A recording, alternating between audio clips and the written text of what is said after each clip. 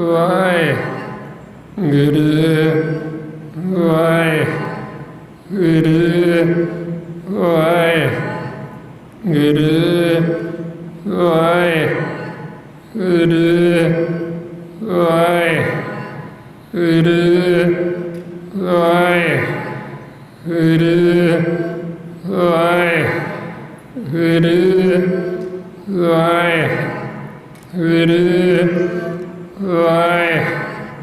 ਵਾਹਿਗੁਰੂ ਵਾਹਿਗੁਰੂ ਵਾਹਿਗੁਰੂ ਵਾਹਿਗੁਰੂ ਵਾਹਿਗੁਰੂ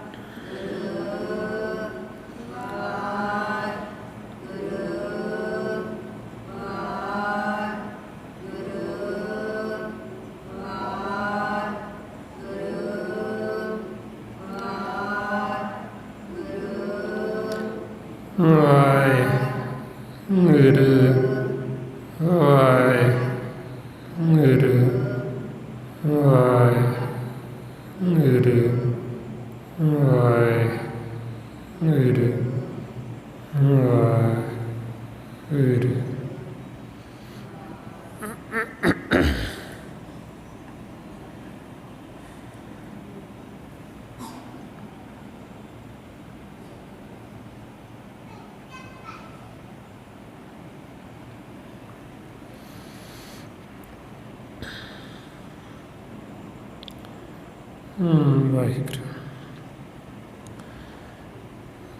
ਗੁਰੂ ਜੀ ਦੀ ਸਾਜੀ ਨਵਾਜੀ, ਗੁਰੂ ਰੂਪ ਗੁਰੂ ਪਿਆਰੀ ਸਾਧ ਸੰਗਤ ਜੀ, ਵਾਹਿਗੁਰੂ ਜੀ ਕਾ ਖਾਲਸਾ, ਵਾਹਿਗੁਰੂ ਜੀ ਕੀ ਫਤਿਹ। ਗੁਰਮੁਖ ਪਿਆਰਿਓ, ਜੋ ਅੱਜ ਦਾ ਦਿਹਾੜਾ ਹੈ, ਧੰਨ ਧੰਨ ਸ਼੍ਰੀ ਗੁਰੂ ਤੇਗ ਬਹਾਦਰ ਸਾਹਿਬ ਜੀ, ਉਹਨਾਂ ਦਾ ਜੋ ਅੱਜ ਸਮੂਹ ਸਿੱਖ ਸੰਗਤਾਂ ਪ੍ਰਕਾਸ਼ ਦਿਹਾੜਾ ਆਪਾਂ ਸਾਰੇ ਰਲ ਮਿਲ ਕੇ ਮਨਾ ਰਹੇ। ਸਾਰੀ ਸਿੱਖ ਸੰਗਤਾਂ ਨੂੰ ਉਹਨਾਂ ਦੇ ਪ੍ਰਕਾਸ਼ ਦਿਹਾੜੇ ਦੀ ਲੱਖ ਲੱਖ ਵਧਾਈ ਹੋਵੇ। ਜੋ ਆਪਾਂ ਨੂੰ ਗੁਰੂ ਤੇਗ ਬਹਾਦਰ ਸਾਹਿਬ ਜੀ ਨੇ ਉਪਦੇਸ਼ ਬਖਸ਼ਿਸ਼ ਕੀਤਾ ਗੁਰਬਾਣੀ ਗੁਰੂ ਰਾਹੀਂ, ਕਿਵੇਂ ਪਰਮਾਤਮਾ ਨਿਰੰਕਾਰ ਵਾਹਿਗੁਰੂ ਨੂੰ ਉਹਨਾਂ ਨੇ ਅਰਾਧੇ। ਜੋ ਨਾਮ ਸੀ, ਨਾਮ ਦੀ ਪ੍ਰਾਪਤੀ ਹੋਈ। ਜੋ ਮਾਲਕ ਨਿਰੰਕਾਰ ਵਾਹਿਗੁਰੂ ਸਾਡੇ ਨਾਲ ਸਦਾ ਸਹਾਈ ਹੁੰਦਾ ਹੈ। ਇਸੇ ਵਰਤਾਏ ਹੀ ਗੁਰੂ ਗੋਬਿੰਦ ਸਿੰਘ ਜੀ ਮਹਾਰਾਜ ਫਰਮਾਨ ਕਰਦੇ ਨੇ, ਤੇਗ ਬਹਾਦਰ ਸਿਮਰਿਐ ਘਰ ਨੌ ਨਿਧ ਆਵੇ ਧਾਈ, ਸਭ ਥਾਈ ਹੋਈ ਸਹਾਈ। ਗੁਰੂ ਤੇਗ ਬਹਾਦਰ ਜੀ ਮਹਾਰਾਜ ਜਿਨ੍ਹਾਂ ਨੇ ਸਿਮਰਿਆ ਉਸ ਅਕਾਲ ਪੁਰਖ ਵਾਹਿਗੁਰੂ ਪਰਮੇਸ਼ਰ ਨੂੰ, ਜਿਹਦਾ ਨਾਮ ਸਾਡੇ ਹਿਰਦੇ ਵਿੱਚ ਵਸ ਜਾਂਦਾ ਹੈ। ਫਿਰ ਉਹਨੂੰ ਜਦੋਂ ਅਸੀਂ ਸਿਮਰਦੇ, ਜੋ ਨਾਮ ਹੈ ਉਹਨੂੰ ਅੰਮ੍ਰਿਤ ਆਖਿਆ ਹੈ, ਨੌ ਨਿਧ ਆਖਿਆ। ਨੌ ਨਿਧ ਅੰਮ੍ਰਿਤ ਪ੍ਰਭ ਕਾ ਨਾਮ। ਫਿਰ ਉਹ ਮਾਲਕ ਹਰ ਥਾਂ ਸਭ ਥਾਈਂ ਇਸ ਲੋਕ ਵਿੱਚ ਪਰਲੋਕ ਵਿੱਚ ਸਾਡੇ ਨਾਲ ਸਹਾਈ ਹੁੰਦਾ। ਗੁਰੂ ਤੇਗ ਬਹਾਦਰ ਜੀ ਸਾਨੂੰ ਸਮਝਾਉਂਦੇ ਬਈ ਜਿਨ੍ਹਾਂ ਦੀ ਆਰਾਧਨਾ ਉਹਨਾਂ ਨੇ ਕੀਤੀ ਪਰਮੇਸ਼ਰ ਵਾਹਿਗੁਰੂ ਦੀ, ਬਈ ਤੁਸੀਂ ਵੀ ਉਹਦੀ ਆਰਾਧਨਾ ਕਰੋ, ਤੁਸੀਂ ਵੀ ਉਹਦਾ ਸਿਮਰਨ ਕਰੋ, ਤੁਸੀਂ ਵੀ ਉਹਦੇ ਗੁਣ ਗਾਓ। ਜੇ ਅਸੀਂ ਪਰਮਾਤਮਾ ਦੇ ਗੁਣ ਨਹੀਂ ਗਾਵਾਂਗੇ, ਸਾਡਾ ਜਿਹੜਾ ਜੀਵਨ ਇਹ ਵਿਅਰਥ ਚਲਾ ਜਾਏਗਾ। ਮਹਾਰਾਜ ਫਰਮਾਉਂਦੇ ਗੁਰੂ ਤੇਗ ਬਹਾਦਰ ਸਾਹਿਬ ਜੀ, ਗੁਣ ਗੋਬਿੰਦ ਗਾਇਓ ਨਹੀਂ, ਜਨਮ ਅਕਾਰਥ ਕੀਨ। ਬਈ ਜਿਨ੍ਹਾਂ ਨੇ ਮਾਲਕ ਦੇ ਗੁਣ ਨਹੀਂ ਗਾਏ ਉਹਨਾਂ ਦਾ ਜਿਹੜਾ ਜੀਵਨ ਉਹ ਅਕਾਰਥ ਵਿਅਰਥ ਹੀ ਚਲਾ ਗਿਆ। ਬਈ ਮਾਨਸ ਜਾਮਾ ਤਾਂ ਮਿਲਿਆ ਬੜੇ ਚਿਰਾਂ ਬਾਅਦ, ਬੜੇ ਲੰਮੇ ਸਮੇਂ ਬਾਅਦ, ਪਰ ਜੇ ਅਸੀਂ ਇਹ ਵਾਰਸ ਜਾਮੇ ਵਿੱਚ ਪਰਮਾਤਮਾ ਦਾ ਸਿਮਰਨ ਨਹੀਂ ਕਰਾਂਗੇ ਤੇ ਫਿਰ ਇਹ ਸਾਡਾ ਜੀਵਨ ਹੈ ਜਿਹੜਾ ਇਹ ਸਾਰਾ ਹੀ ਨਿਫਲ ਹੈ, ਵਿਅਰਥ ਹੈ। ਇਸ ਲਈ ਸਾਨੂੰ ਗੁਰੂ ਤੇਗ ਬਹਾਦਰ ਸਾਹਿਬ ਜੀ ਸਮਝਾਉਣਾ ਕਰਦੇ ਵੀ ਇਹ ਜੋ ਸਾਨੂੰ ਮਾਨਸ ਦੇਹੀ ਮਿਲੀ ਬੜੇ ਚਿਰਾਂ ਬਾਅਦ, ਬੜੇ ਯੁਗਾਂ ਬਾਅਦ ਪ੍ਰਾਪਤ ਹੋਈ। ਮਹਾਰਾਜ ਫਰਮਾਉਂਦੇ ਫਿਰਤ ਫਿਰਤ ਬਹੁਤੇ ਜੁਗ ਹਾਰਿਓ ਮਾਨਸ ਦੇ ਲਈ, ਨਾਨਕ ਕਹਿਤ ਮਿਲਣ ਕੀ ਬਰੀਐ ਸਿਮਰਤ ਕਹਾ ਨਹੀਂ। ਬਈ ਪਹਿਲਾਂ ਤਾਂ ਸਾਨੂੰ ਕਈ ਯੁੱਗ ਬੀਤ ਗਏ, ਹੋਰਾਂ ਆਕਾਰਾਂ ਹੋਰਾਂ ਜੂਨਾਂ ਦੇ ਵਿੱਚ ਫਿਰਦੇ ਫਿਰਦੇ ਹਾੜੇ ਸਾਨੂੰ ਮਾਨਸ ਦੇਹੀ ਮਿਲੀ। ਤੇ ਗੁਰੂ ਤੇਗ ਬਹਾਦਰ ਜੀ ਕਹਿ ਰਹੇ ਵੀ ਬੜੇ ਚਿਰਾਂ ਬਾਅਦ ਮਿਲੀ, ਬੜੇ ਲੰਮੇ ਸਮੇਂ ਬਾਅਦ ਮਿਲੀ। ਤੇ ਹੁਣ ਕਹਿੰਦੇ ਮਿਲੀ ਹੈ ਦੇਹੀ ਇਹ ਮਾਨਸ ਜਾਮਾ, ਮਾਲਕ ਨੂੰ ਮਿਲਣ ਵਾਸਤੇ। ਤੇ ਹੁਣ ਫਿਰ ਤੁਸੀਂ ਉਹਦਾ ਸਿਮਰਨ ਕਿਉਂ ਨਹੀਂ ਕਰਦੇ? ਹੁਣ ਕਿਉਂ ਨਹੀਂ ਤੁਸੀਂ ਗੁਣ ਗਾਉਂਦੇ ਉਸ ਗੋਬਿੰਦ ਦੇ? ਜੇ ਨਹੀਂ ਗਾਓਗੇ ਤੇ ਤੁਹਾਡਾ ਜੀਵਨ ਵਿਅਰਥ ਸੀ। ਹੁਣ ਸਾਡਾ ਮਨ ਕਿਉਂ ਨਹੀਂ ਪਰਮਾਤਮਾ ਦੇ ਗੁਣ ਗਾਉਂਦਾ ਹੈ? ਕਿਉਂ ਨਹੀਂ ਉਹਨੂੰ ਮਨ 'ਚ ਵਸਾਉਂਦਾ? ਕਿਉਂਕਿ ਇਹਦੇ ਮਨ ਦੇ ਵਿੱਚ, ਸਾਡੇ ਮਨ ਦੇ ਇਹ ਵਸੀ ਹੈ ਮਾਇਆ। ਜਦੋਂ ਇਹ ਮਾਇਆ ਦੇ ਵਿੱਚ ਆਉਂਦਾ ਹੈ ਫਿਰ ਇਹ ਰੋਜ਼ ਡੋਲਦਾ, ਫਿਰ ਇੱਧਰ ਵਿਚਾਰਾਂ 'ਚ ਭਰਮ ਦੇ ਵਿੱਚ, ਜਿਸ ਨੂੰ ਮਹਾਰਾਜ ਕਹਿੰਦੇ ਨਿਸ ਦਿਨ ਮਾਇਆ ਕਾਰਣੇ ਪੁਰਾਣੀ ਡੋਲਤ ਨੀਤ। ਬਈ ਦਿਨ ਰਾਤ ਫਿਰ ਇਹ ਮਾਇਆ ਦੇ ਵਿੱਚ, ਭਰਮ ਦੇ ਵਿੱਚ ਫਿਰ ਇਹ ਭੱਜਾ ਫਿਰਦਾ, ਟਿਕਦਾ ਹੀ ਨਹੀਂ। ਹੁਣ ਇਹ ਜਿਹੜੀ ਮਾਇਆ ਹੈ, ਵਿਚਾਰ, ਭਰਮ, ਇਹਦੇ ਵਿੱਚ ਆ ਕੇ ਸਾਡਾ ਮਨ ਸੌਂ ਗਿਆ ਅਗਿਆਨਤਾ ਦੇ ਵਿੱਚ। ਤੇ ਜਿਨ੍ਹਾਂ ਦੇ ਨਾਲ ਫਿਰ ਅਸੀਂ ਪਿਆਰ ਪਾਇਆ, ਮੋਹ ਪਾਇਆ ਹੈ, ਸਤਿਗੁਰੂ ਫਿਰ ਸਾਨੂੰ ਵਾਰ-ਵਾਰ ਇਹ ਗੱਲ ਦ੍ਰਿੜ ਕਰਾਉਂਦੇ ਗੁਰੂ ਤੇਗ ਬਹਾਦਰ ਜੀ ਵੀ ਇਹ ਜਿਹੜਾ ਸੰਸਾਰ ਹੈ ਇਹ ਮਿਥਿਆ ਹੈ, ਇਹ ਨਾਸਵਾਨ ਹੈ, ਇੱਥੇ ਕੋਈ ਵੀ ਚੀਜ਼ ਸਦਾ ਰਹਿਣ ਵਾਲੀ ਨਹੀਂ। ਇਸ ਲਈ ਇਹ ਸੰਸਾਰ ਨੂੰ, ਇਸ ਲੋਕ ਨੂੰ ਮਹਾਰਾਜ ਸੱਚੇ ਪਾਤਸ਼ਾਹ ਇਸ ਤਰ੍ਹਾਂ ਦੱਸਦੇ ਵੀ ਜਿਵੇਂ ਪਾਣੀ ਦੇ ਵਿੱਚ ਬੁਲਬੁਲਾ ਬਣਦਾ ਹੈ, ਉਹ ਬੁਲਬੁਲਾ ਬਣਦਾ ਹੈ, ਫੁੱਟ ਜਾਂਦਾ ਹੈ, ਫਿਰ ਨਵੇਂ ਬਣੀ ਜਾਂਦੇ, ਉਹ ਅੱਗੇ ਜਾ ਕੇ ਫੁੱਟੀ ਜਾਂਦੇ। ਇਸੇ ਤਰ੍ਹਾਂ ਹੀ ਇਹ ਜਗਤ ਦੀ ਰਚਨਾ। ਮਹਾਰਾਜ ਕਹਿੰਦੇ ਜੈਸੇ ਜਲ ਤੇ ਬੁੱਧ ਬਦਾ ਉਪਜੇ ਬਿਨ ਸੇ ਨੀਤ, ਜਗ ਰਚਨਾ ਤੈਸੇ ਰਚੀ ਕਹੋ ਨਾਨਕ ਸੁਣ ਮੀਤ। ਬਈ ਇਹ ਜਗਤ ਦੀ ਰਚਨਾ ਇਸ ਤਰ੍ਹਾਂ, ਹੁਣ ਸਾਡਾ ਜਿਹੜਾ ਉਹ ਪਾਣੀ ਦੇ ਬੁਲਬੁਲੇ ਵਾਂਗੂ, ਅਸੀਂ ਫੁੱਟਣ ਲੱਗੇ ਦੇਰ ਨਹੀਂ ਲੱਗਣੀ, ਉਹਨੂੰ ਕਿੰਨਾ ਕੁ ਸਮਾਂ ਲੱਗਦਾ ਬੁਲਬੁਲੇ ਨੂੰ ਫੁੱਟਣ ਲੱਗੇ। ਹੁਣ ਇਸੇ ਤਰ੍ਹਾਂ ਹੀ ਇਹ ਸਾਡਾ ਜਿਹੜਾ ਜੀਵਨ, ਜਿਹਦੇ ਉੱਤੇ ਅਸੀਂ ਬੜਾ ਹਉਮੈ ਹੰਕਾਰ ਕਰਦੇ ਹਾਂ, ਸਤਿਗੁਰੂ ਸਾਨੂੰ ਸਮਝਾਉਂਦੇ ਵੀ ਇਹ ਜਿਹੜਾ ਸਰੀਰ ਹੈ, ਇਸ ਨੂੰ ਲੋਕ ਕਹਿੰਦੇ ਇਹਨੂੰ ਬੈਂਸਣ ਲੱਗਿਆਂ ਦੇਰ ਨਹੀਂ ਲੱਗਦੀ। ਜਿਵੇਂ ਰੇਤ ਦੀ ਕੰਧ ਹੁੰਦੀ, ਉਹਨੂੰ ਢਹਿਣ ਲੱਗਿਆਂ ਸਮਾਂ ਨਹੀਂ ਲੱਗਦਾ, ਇਸੇ ਤਰ੍ਹਾਂ ਹੀ ਇਹ ਜਗਤ ਨੂੰ ਆਖੇ ਜਗਤ ਆਪਣਾ ਕੀ ਹੈ? ਇਹ ਸਰੀਰ ਹੀ ਆਪਣਾ ਜਗਤ ਹੈ। ਕਿਉਂਕਿ ਜਦੋਂ ਆਪਾਂ ਮਰ ਗਏ ਸਮਝ ਲਓ ਸਾਰਾ ਕੁਛ ਹੀ ਖਤਮ ਹੋ ਗਿਆ। ਜਿਵੇਂ ਅੱਗੇ ਬਜ਼ੁਰਗ ਕਹਿੰਦੇ ਹੁੰਦੇ ਸੀ, ਆਪ ਮਰੀਏ ਜੱਗ ਪਰਲੋਂ। ਜਦੋਂ ਆਪ ਹੀ ਨਾ ਰਹੇ ਤਾਂ ਸਮਝ ਲਓ ਪਰਲੋਂ ਹੀ ਆ ਗਈ, ਆਪਾਂ ਕਿਹੜਾ ਮੁੜ ਕੇ ਦੇਖਣਾ। ਇਸ ਕਰਕੇ ਆਪਣਾ ਜਗਤ ਕੀ ਹੈ? ਇਹ ਸਰੀਰ, ਇਸ ਨੂੰ ਜਗਤ ਕਹਿੰਦੇ, ਇਸ ਨੂੰ ਲੋਕ ਕਹਿੰਦੇ, ਇਹੋ ਆਪਣਾ ਸੰਸਾਰ ਹੈ।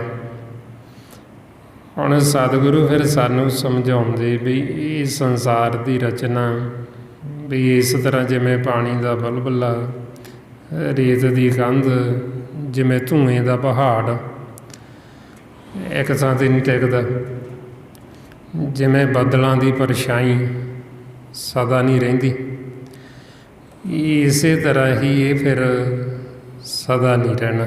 ਇੱਥੇ ਕੋਈ ਵੀ ਚੀਜ਼ ਸਦਾ ਰਹਿਣ ਵਾਲੀ ਹੈ ਨਹੀਂ ਹੈ।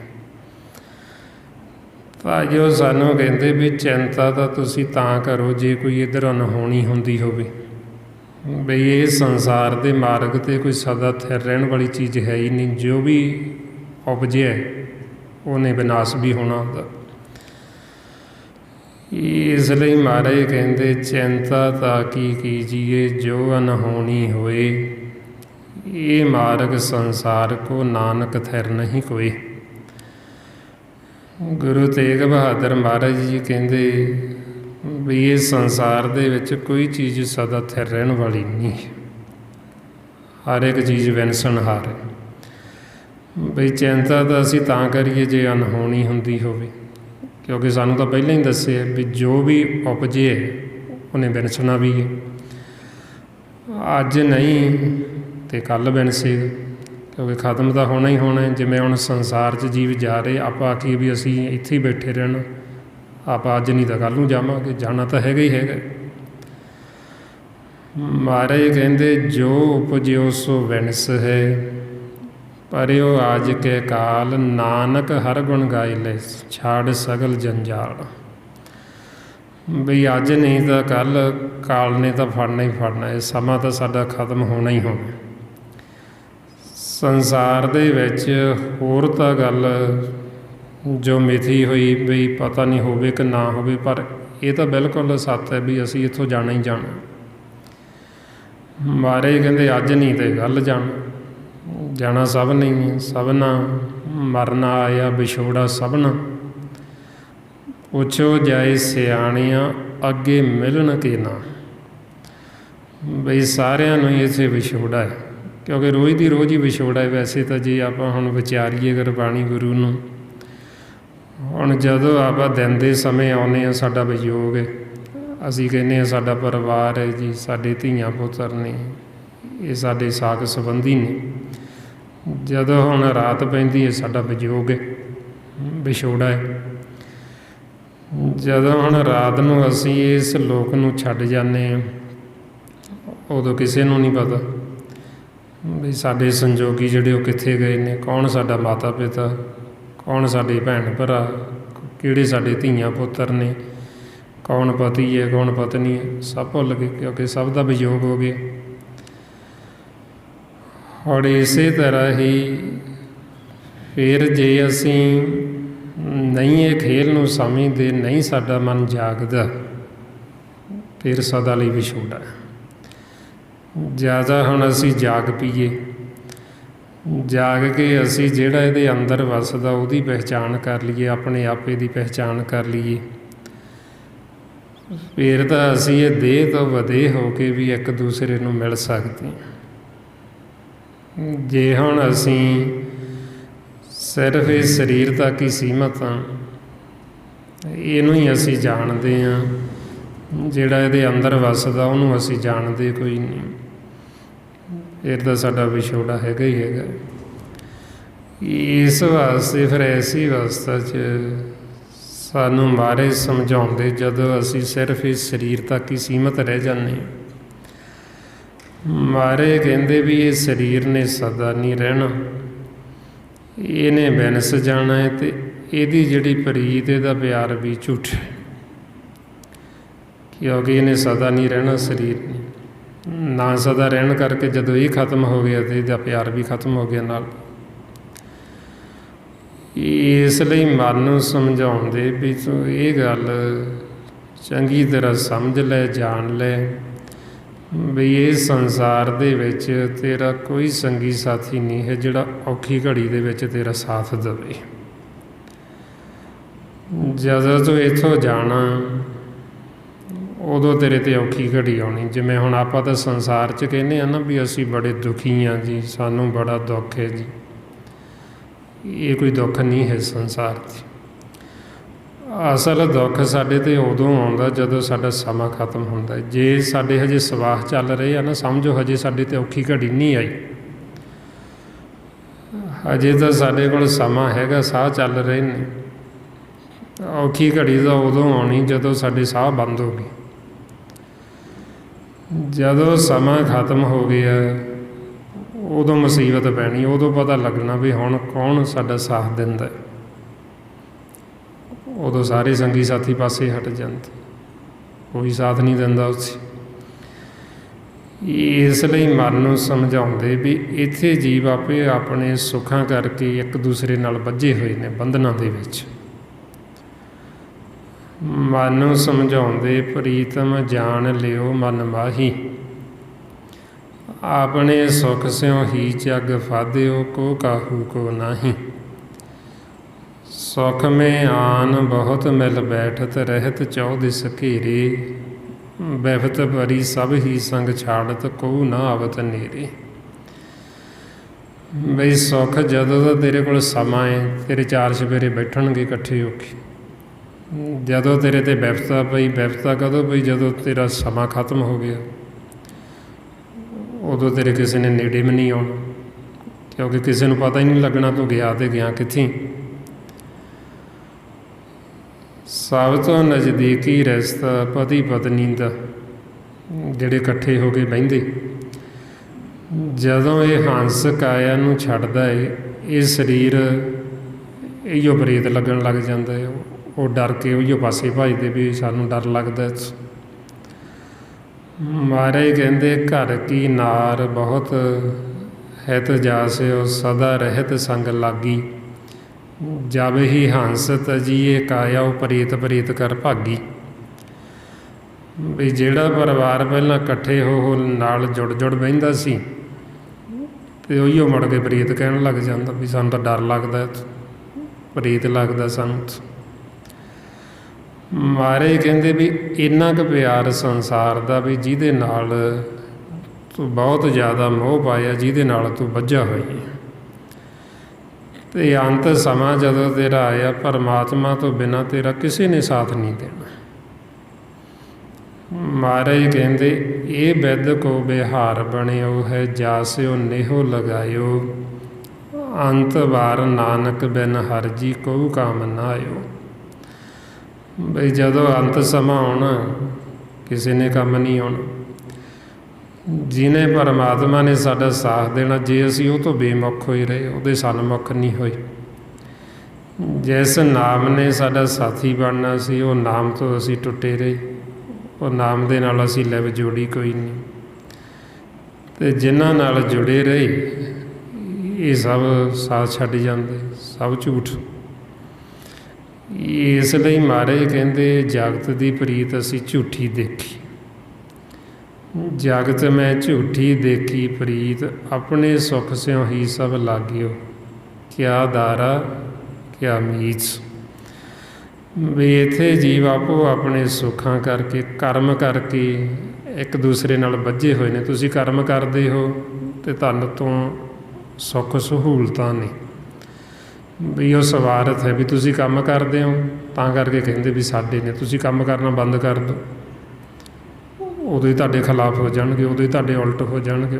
ਇਹ ਤਾਂ ਕਿਸੇ ਕੰਮ ਦੇ ਹੀ ਨਹੀਂ, ਇਹ ਤਾਂ ਨਿਕੰਮੇ ਨੇ।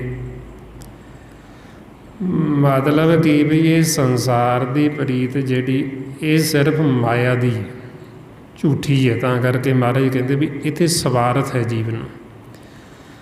ਵੀ ਇੱਕ ਦੂਸਰੇ ਨਾਲ ਕੋਈ ਇਹਨਾਂ ਦਾ ਇਹ ਨਹੀਂ ਵੀ ਅਸੀਂ ਆਖੀਏ ਵੀ ਬੜਾ ਇਹਨਾਂ ਦਾ ਪਿਆਰ ਹੈ ਜੀ, ਆਤਮਿਕ ਪ੍ਰੇਮ ਹੈ ਇਹਨਾਂ ਦਾ, ਵੀ ਤਾਂ ਕਰਕੇ ਇਕੱਠੇ ਰਹਿੰਦੇ ਨੇ। ਇਹ ਬੰਧਨਾਂ 'ਚ ਬੱਝੇ ਹੋਏ ਇਕੱਠੇ ਰਹਿੰਦੇ ਨੇ, ਉਹ ਵੀ ਝੂਠੇ ਬੰਧਨਾਂ ਦੇ ਵਿੱਚ ਹੈ, ਦੁਖੀ ਨੇ। ਤਾਂਹੀਓ ਆਪਾਂ ਦੇਖਦੇ ਹਾਂ ਨਾ, ਜੇ ਸਾਡਾ ਇੰਨਾ ਹੀ ਪ੍ਰੇਮ ਹੋਵੇ ਅਤੇ ਫਿਰ ਅਸੀਂ ਲੜਾਈ ਝਗੜੇ ਕਿਉਂ ਕਰੀਏ, ਅਸੀਂ ਬੈਰ ਵਿਰੋਧ ਕਾਹਤੋਂ ਕਰੀਏ, ਫਿਰ ਦੁੱਖ ਕਿਉਂ ਹੋਵੇ ਸਾਨੂੰ। ਉਹ ਦੁੱਖ ਦਾ ਕਾਰਨ ਇਹੀ ਹੈ ਵੀ ਅਸੀਂ ਆਤਮਿਕ ਤੌਰ 'ਤੇ ਪ੍ਰੇਮ ਨਹੀਂ ਕਰਦੇ, ਜਿਹੜਾ ਇਹਦੇ ਅੰਦਰ ਵੱਸਦਾ ਉਹਦੇ ਨਾਲ ਪ੍ਰੇਮ ਨਹੀਂ ਕਰਦੇ। ਸਿਰਫ ਅਸੀਂ ਸਵਾਰਥ ਕਰਕੇ, ਮਾਇਆ ਕਰਕੇ ਤਾਂ ਪਿਆਰ ਕਰਦੇ ਹਾਂ ਇੱਕ ਦੂਸਰੇ ਨੂੰ। ਇਸ ਵਾਸਤੇ ਫਿਰ ਤਾਂ ਮਹਾਰਾਜ ਕਹਿੰਦੇ ਗੁਰੂ ਤੇਗ ਬਹਾਦਰ ਸਾਹਿਬ ਜੀ ਵੀ ਅਸੀਂ ਤਾਂ ਇਹ ਜਗਤ ਦੀ ਪ੍ਰੀਤ ਝੂਠੀ ਦੇਖੀ, ਵੀ ਇਸੇ ਸਿਰਫ ਜੀਵ ਆਪੋ ਆਪਣੇ ਸਵਾਰਥ ਕਰਕੇ ਇੱਕ ਦੂਸਰੇ ਨਾਲ ਬੱਝੇ ਹੋਏ ਨੇ। ਵੀ ਜੇ ਸਵਾਰਥ ਹੈ ਤਾਂ ਕਹਿੰਦੇ ਨੇ ਪਿਆਰ ਹੈ, ਜਦੋਂ ਦੇਖਿਆ ਸਵਾਰਥ ਨਹੀਂ ਪੂਰਾ ਹੁੰਦਾ ਉਹਦੇ ਹੀ ਉਲਟ ਹੋ ਜਾਂਦੇ, ਉਹਦੇ ਖਿਲਾਫ ਉਹਨਾਂ ਹੀ ਫਿੱਕੇ ਵਚਨ ਬੋਲਣਾ ਸ਼ੁਰੂ ਕਰ ਦਿੰਦੇ, ਉਹਦੀ ਨਿੰਦਿਆ ਕਰਨੀ ਸ਼ੁਰੂ ਕਰ ਦੇਣਗੇ ਉਦੋਂ ਹੀ, ਕਿਉਂਕਿ ਉਹ ਸਵਾਰਥ ਦੇਖਿਆ ਵੀ ਹੁਣ ਪੂਰਾ ਨਹੀਂ ਹੁੰਦਾ। ਇਸ ਲਈ ਮਹਾਰਾਜ ਫਿਰ ਸਾਨੂੰ ਕਹਿੰਦੇ ਵੀ ਇਹ ਜਗਤ ਦੇ ਵਿੱਚ ਅਸੀਂ ਕੋਈ ਐਸਾ ਮਿੱਤਰ ਨਹੀਂ ਦੇਖਿਆ ਵੀ ਜਿਹੜਾ ਸਾਡੇ ਨਾਲ ਤੋੜ ਨਿਭਾਵੇ, ਵੀ ਜਿਹੜਾ ਮੁਸੀਬਤ ਸਮੇਂ ਵੀ ਸਾਡਾ ਸਾਥ ਦੇਵੇ। ਕਿਉਂਕਿ ਇਹ ਜਿਹੜੇ ਸਾਕ ਸੰਬੰਧੀ ਇਹਦਾ ਓਨਾ ਸਮਾਂ ਹੀ ਹੈ ਜਿੰਨਾ ਸਮਾਂ ਸਾਡੇ ਕੋਲੇ ਸਵਾਸ ਹੈ ਅਤੇ ਅਸੀਂ ਕਰਮ ਕਰਦੇ। ਜਦੋਂ ਦੇਖਿਆ ਸਵਾਸ ਖਤਮ ਹੋ ਗਈ ਅਤੇ ਇਹਨਾਂ ਸਾਰਿਆਂ ਨੇ ਸਾਡਾ ਸਾਥ ਛੱਡ ਕੇ ਪਾਸੇ ਹਟ ਜਾਣਾ। ਤਾਂ ਮਹਾਰਾਜ ਸਾਨੂੰ ਸਮਝਾਉਂਦੇ ਗੁਰੂ ਤੇਗ ਬਹਾਦਰ ਸਾਹਿਬ ਜੀ, ਇਹ ਜਗ ਮੀਤ ਨਾ ਦੇਖਿਓ ਕੋਈ, ਸਗਲ ਜਗਤ ਆਪਣੇ ਸੁਖ ਲਾਗਿਓ, ਦੁੱਖ ਮੇ ਸੰਗ ਨਾ ਹੋਈ। ਦਾਰਾ ਮੀਤ ਪੂਤ ਸੰਬੰਧੀ, ਸਗਰੇ ਧਨ ਸਿਉ ਲਾਗੇ, ਜਬ ਹੀ ਨਿਰਧਨ ਦੇਖਿਓ ਨਰਕੋ, ਸੰਗ ਛਾੜ ਸਭ ਭਾਗੇ। ਮਹਾਰਾਜ ਕਹਿੰਦੇ ਜਗਤ 'ਚ ਅਸੀਂ ਕੋਈ ਮੀਤ ਦੇਖੀਏ ਨਹੀਂ ਜਿਹੜਾ ਸਾਡਾ ਸਾਥ ਦੇਵੇ ਅੱਗੇ। ਇਹ ਸੰਸਾਰ ਦੇ ਵਿੱਚ ਦਾਰਾ, ਪਰਿਵਾਰ, ਮੀਤ, ਸਾਕ ਸੰਬੰਧੀ ਸਭ ਮਹਾਰਾਜ ਕਹਿੰਦੇ ਝੂਠੇ, ਕਿਉਂਕਿ ਸਿਰਫ ਮਾਇਆ ਤੱਕ ਸੀਮਤ ਹੈ, ਸਰੀਰ ਤੱਕ। ਜਦੋਂ ਦੇਖਿਆ ਨਿਰਧਨ ਹੋ ਗਿਆ, ਸਾਹ ਖਤਮ ਹੋ ਗਏ, ਉਦੋਂ ਹੀ ਸਾਹ ਛੱਡ ਕੇ ਪਾਸੇ ਹਟ ਜਾਂਦੇ। ਜਿਵੇਂ ਆ ਹੁਣ ਆਪਾਂ ਦੇਖਦੇ ਹਾਂ ਨਾ, ਚੱਲਿਆ ਕਰੋਨਾ ਮਹਾਂਮਾਰੀ, ਗੁਰਮੁਖ ਦੱਸ ਰਹੇ ਸੀ ਬਈ ਉਧਰ ਵੱਡੇ ਸ਼ਹਿਰਾਂ ਦੇ ਵਿੱਚ ਕੀ ਹੋ ਰਿਹਾ, ਉਹ ਜੀਵ ਮਾਰ ਰਹੇ ਹਸਪਤਾਲਾਂ 'ਚ, ਉਹ ਪਰਿਵਾਰ ਦੇ ਮੈਂਬਰ ਲੈਣ ਨਹੀਂ ਜਾਂਦੇ ਉਹਨਾਂ ਨੂੰ, ਬਈ ਸਾਨੂੰ ਹੀ ਨਾ ਹੋ ਜਾਵੇ ਵੀ ਤੁਸੀਂ ਆਪ ਹੀ ਸੰਸਕਾਰ ਕਰ ਦਿਓ ਉਹਨਾਂ ਦਾ, ਬਈ ਸੰਸਕਾਰ ਦੀ ਸਾਨੂੰ ਵੀਡੀਓ ਬਣਾ ਕੇ ਭੇਜ ਦਿਓ, ਅਸੀਂ ਉਹ ਦੇਖ ਲਾਂਗੇ ਪਰ ਅਸੀਂ ਆਉਣਾ ਨਹੀਂ।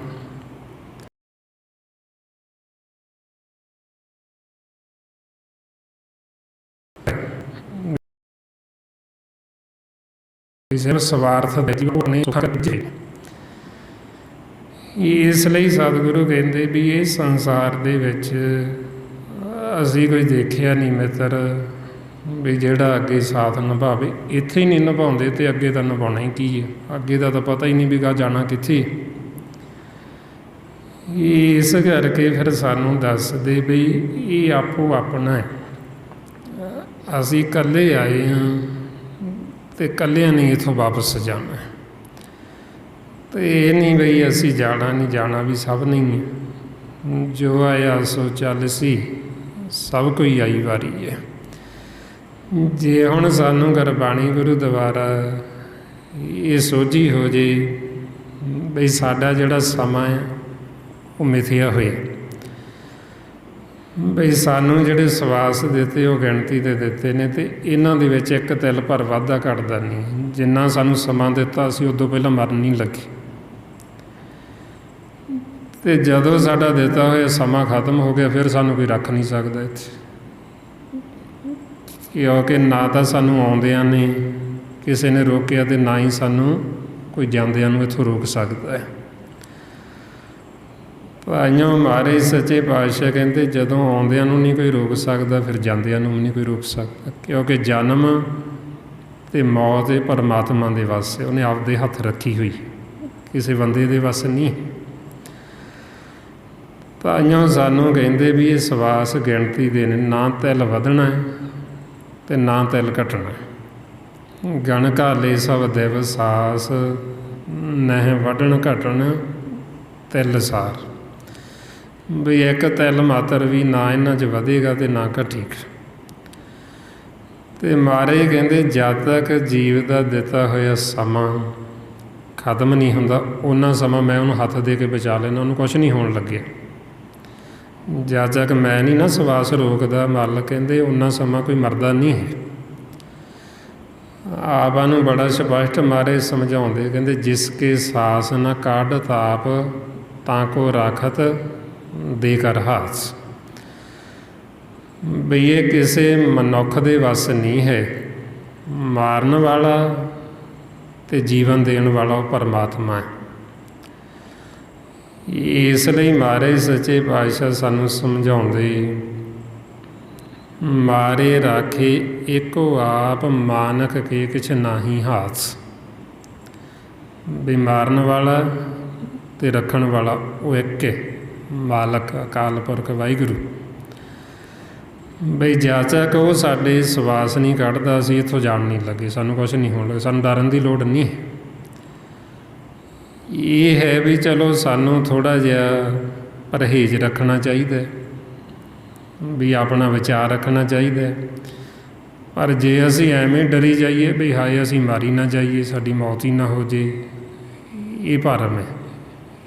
ਇਹ ਭਰਮ 'ਚ ਨਹੀਂ ਜਾਣਾ। ਕਿਉਂਕਿ ਜਾਣਾ ਤਾਂ ਸਭ ਨੇ ਹੀ ਹੈ। ਜਦੋਂ ਸਮਾਂ ਆ ਗਿਆ ਉਦੋਂ ਤਾਂ ਜਾਣਾ ਹੀ ਜਾਣਾ, ਅਤੇ ਜਦ ਤੱਕ ਸਮਾਂ ਨਹੀਂ ਉਹਨਾਂ ਸਮਾਂ ਅਸੀਂ ਕਿਤੇ ਚੱਲੇ ਨਹੀਂ। ਇਸ ਲਈ ਮਹਾਰਾਜ ਕਹਿੰਦੇ ਸਮੇਂ ਦੇ ਵਿੱਚ ਇੱਕ ਤਿਲ ਭਰ ਵਾਧਾ ਘਟਦਾ ਨਹੀਂ।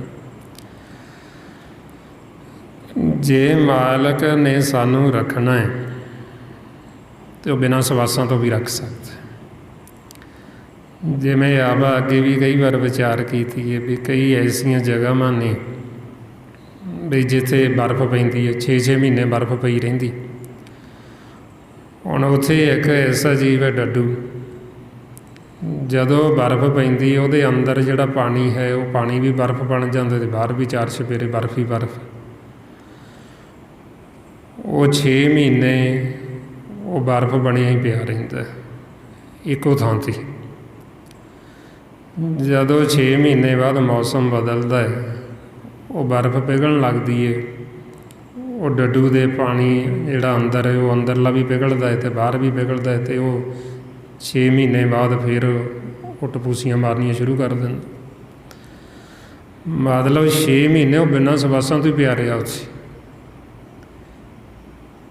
ਇਸ ਕਰਕੇ ਇਹ ਖੇਲ ਸਾਰਾ ਮਾਲਕ ਦਾ, ਪਰਮਾਤਮਾ ਦਾ।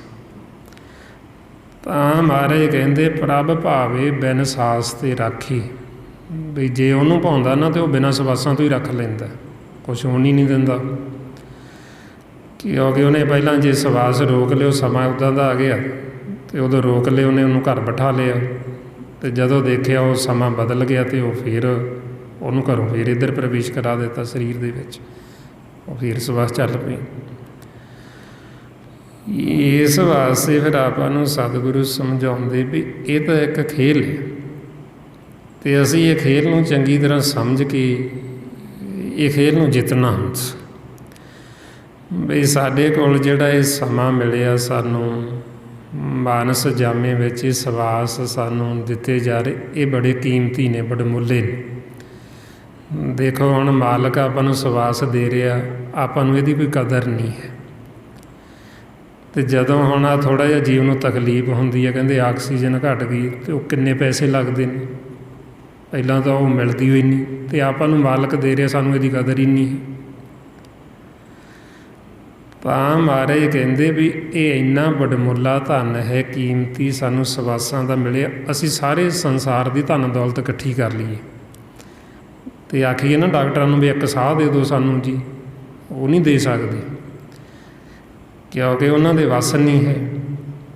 ਮਾਲਕ ਦੇ ਵੱਸ ਹੈ, ਪਰਮਾਤਮਾ ਦੇ, ਜਿਹੜਾ ਸਾਨੂੰ ਦੇ ਰਿਹਾ। ਤਾਂ ਸਾਨੂੰ ਸਮਝਾਉਂਦੇ ਵੀ ਇਹ ਜਿਹੜੇ ਸਵਾਸ, ਇਹ ਮਾਣਕ, ਮੋਤੀ, ਹੀਰੇ, ਜਵਾਹਰਾਤ ਨੇ, ਇਹਨਾਂ ਦੀ ਸੰਸਾਰ ਦੇ ਵਿੱਚ ਕੋਈ ਕੀਮਤ ਨਹੀਂ ਦਿੱਤੀ ਜਾ ਸਕਦੀ। ਅਤੇ ਇਹਦਾ ਭੇਤ ਸਾਨੂੰ ਫੇਰ ਆਉਂਦਾ ਜਦੋਂ ਅਸੀਂ ਗੁਰੂ ਦੀ ਮੱਤ ਲੈਂਦੇ ਹਾਂ। ਮਾਰੇ ਫਰਮਾਉਂਦੇ ਮੱਤ ਵਿੱਚ ਰਤਨ ਜਵਾਹਰ ਮਾਣਕ, ਜੇ ਇੱਕ ਗੁਰ ਕੀ ਸਿੱਖ ਸੁਣੀ। ਵੀ ਜਦੋਂ ਅਸੀਂ ਗੁਰੂ ਦੀ ਸਿੱਖਿਆ ਲੈਂਦੇ ਹਾਂ ਅਤੇ ਫਿਰ ਪਤਾ ਲੱਗਦਾ ਵੀ ਮਾਲਕ ਸਾਡੇ 'ਤੇ ਕਿੱਡੀ ਵੱਡੀ ਦਇਆ ਕਰਦਾ, ਕਿੱਡਾ ਮਾਲਕ ਨੇ ਸਾਡੇ 'ਤੇ ਮਿਹਰਮਤ ਕੀਤੀ ਹੈ। ਵੀ ਸਾਨੂੰ ਇਹ ਮਾਨਸ ਜਾਮਾ ਦਿੱਤਾ, 84 ਲੱਖ ਜੂਨ ਤੋਂ ਉੱਤਮ, ਅਤੇ ਇੰਨਾ ਵਡਮੁੱਲਾ ਧਨ ਦੇ ਰਿਹਾ ਸਾਨੂੰ, ਅਤੇ ਜਿਹਦੀ ਅਸੀਂ ਕੋਈ ਕੀਮਤ ਨਹੀਂ ਦੇ ਸਕਦੇ। ਅਤੇ ਆਪਾਂ ਉਹਦਾ ਤਾਂ ਸ਼ੁਕਰਾਨਾ ਸਾਨੂੰ ਸਵਾਸ ਕਰਨਾ ਚਾਹੀਦਾ। ਵੀ ਸਾਨੂੰ ਤਾਂ ਮਾਲਕ ਭੁੱਲ ਹੀ ਨਾ ਹਰੇਕ ਸਾਹ ਦੇ ਨਾਲ, ਵੀ ਇੰਨਾ ਕੀਮਤੀ ਸਾਨੂੰ ਮਾਲਕ ਨੇ ਇਹ ਖਜ਼ਾਨਾ ਦਿੱਤਾ, ਧਨ ਦਿੱਤਾ, ਵੀ ਅਸੀਂ ਇਸ ਵਾਸਾਂ ਨੂੰ ਲੇਖੇ ਲਾਈਏ। ਤਾਂ ਫਿਰ ਆਪਾਂ ਨੂੰ ਸਮਝਾਉਂਦੇ ਵੀ ਇਹ ਸਵਾਸ ਜਿਹੜੇ ਬੜੇ ਕੀਮਤੀ ਨੇ, ਬੜਮੁੱਲਾ ਧਨ ਹੈ, ਇਹਨਾਂ ਸਵਾਸਾਂ ਨੂੰ ਵਿਅਰਥ ਨਾ ਖਰਾਬ ਕਰੋ, ਇਹਨਾਂ ਨੂੰ ਵੱਧ ਤੋਂ ਵੱਧ ਨਿਰਗੁਣ ਦੇ ਖਜ਼ਾਨੇ ਦੇ ਵਿੱਚ ਜਮ੍ਹਾਂ ਕਰੋ, ਕਿਉਂਕਿ ਇਹਨਾਂ ਸਵਾਸਾਂ ਦੇ ਬਦਲੇ ਸਾਨੂੰ ਸਾਡੇ ਮਨ ਵਾਸਤੇ ਮਨ ਦੀ ਖੁਰਾਕ ਅੰਮ੍ਰਿਤ ਰਸ ਮਿਲਣਾ। ਜੋ ਸਾਡੇ ਅੰਦਰ ਨਾਮ ਹੈ, ਉਹ ਨਾਮ ਰਤਨ ਦੀ ਸਾਨੂੰ ਪ੍ਰਾਪਤੀ ਹੋਣੀ ਜਦੋਂ ਅਸੀਂ ਇਹ ਧਨ ਜਮ੍ਹਾਂ ਕਰਾਵਾਂਗੇ। ਜੋ ਸਾਡੇ ਮਨ ਵਾਸਤੇ ਸੁੱਖ ਸਹੂਲਤਾਂ ਰੱਖੀਆਂ ਮਹਿਲ ਦੇ ਵਿੱਚ, ਫਿਰ ਅਸੀਂ ਉਹਨਾਂ ਸੁੱਖ ਸਹੂਲਤਾਂ ਦਾ ਆਨੰਦ ਮਾਣਾਂਗੇ ਜਦੋਂ ਅਸੀਂ ਇਹ ਧਨ ਜਮ੍ਹਾਂ ਕਰਾਵਾਂਗੇ। ਜਦ ਤੱਕ ਹੁਣ ਅਸੀਂ ਇਹ ਧਨ ਜਮ੍ਹਾਂ ਨਹੀਂ ਕਰਾਉਂਦੇ, ਉਹਨਾਂ ਸਮਾਂ ਸਾਨੂੰ ਇਹ ਮੋਖ ਦੇ ਹੱਟ ਤੋਂ ਸਾਨੂੰ ਸੌਦਾ ਨਹੀਂ ਮਿਲਦਾ। ਜਿਵੇਂ ਹੁਣ ਆਪਾਂ ਇਹ ਧਨ ਵਾਸਤੇ ਕੋਈ ਸੌਦਾ ਲੈਂਦੇ ਹਾਂ, ਆਪਾਂ ਦੁਕਾਨ 'ਤੇ ਜਾਂਦੇ ਹਾਂ, ਪੈਸੇ ਦਿੰਦੇ ਹਾਂ ਅਤੇ ਉੱਥੋਂ ਸੌਦਾ ਲੈ ਲੈਂਦੇ ਹਾਂ, ਜਿੰਨੇ ਆਪਾਂ ਪੈਸੇ ਦੇਵਾਂਗੇ ਵਿੱਚ ਸੌਦਾ ਮਿਲ ਜਾਏਗਾ। ਜੇ ਹੁਣ ਆਪਾਂ ਆਖੀਏ ਕਿਸੇ ਨੂੰ ਵੀ ਸਾਡੇ ਕੋਲ ਪੈਸੇ ਨਹੀਂ ਜੀ, ਉੱਦਾਂ ਹੀ ਦੇ ਦਿਓ, ਉੱਦਾਂ ਤਾਂ ਕੋਈ ਦੇਵੇਗਾ ਹੀ ਨਹੀਂ ਆਪਾਂ ਨੂੰ।